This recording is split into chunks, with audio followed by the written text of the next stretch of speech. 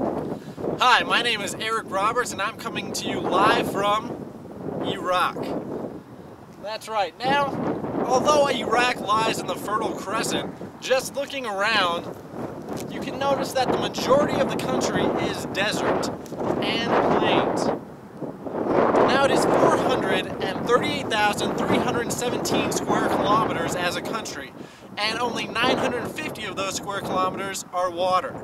Now to the south along the border of Iran, there's a large reedy marsh area that often floods. However, to the north along the borders of Iran and Turkey, as you can see, are mountains. Quite a mountainous region. Now, Iraq was formerly part of the Ottoman Empire. It was occupied during World War I by Great Britain, and in 1920 it was declared a League of Nations by the United Kingdom administration. Now in stages over the next 12 years, Iraq eventually gained its independence as a kingdom in 1932. Now a republic was proclaimed in 1958. And actually to this day, Iraqis celebrate their Republic Day on July 12th. Now in reality, it wasn't truly a republic, but rather a country ran by a series of strong men, with the last being Saddam Hussein in 2003. Now, in 1980 to 1988, Iraq had a territorial conflict with its neighbor Iran. That was one of the few conflicts in the recent history of Iraq. Now, in 1991, Iraq invaded Kuwait, and a US-led UN coalition force went in and liberated Kuwait. Now, following Kuwait's liberation, the UN Security Council required Iraq to scrap all weapons of mass destruction, long-range missiles, and to allow UN verification inspections. Now, after 12 years of non-compliance with these demands, a US-led force then invaded Iraq in March of 2003.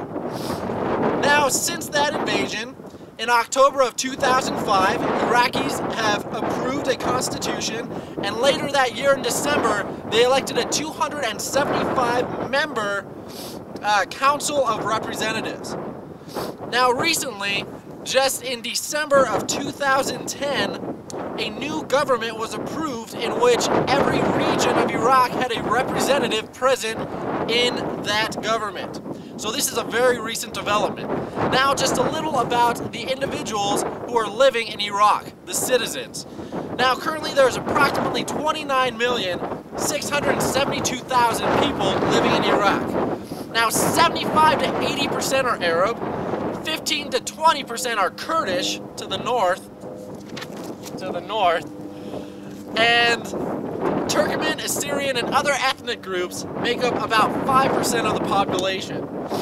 Now get this, 97% of the country are Muslim. That is a huge majority.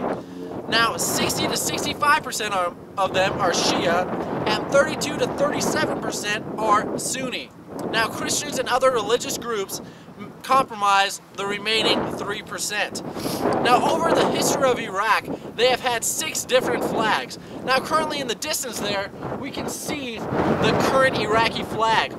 Now this flag is an interim flag, and if you notice in the middle there, there's some Arabic writing. Now what that translates to is Allahu Akbar, which means God is greater. And you know, that makes a whole lot of sense seeing how 97% of the country are Muslim. It's a very religious country. Now currently, what Iraq is trying to do is get a new Iraqi flag. Now, the one that is being proposed to the council is this one here. Now, as you can see, at the bottom it has 3 stripes. 2 of them are blue, representing the Tigris and Euphrates River that run through Iraq. This yellow portion in the middle represents the Kurdish population to the north. Now the semblance of that is that the yellow is present in the Kurdish flag, and then above it in the light blue is the crescent moon, which is a symbol from the Muslim religion.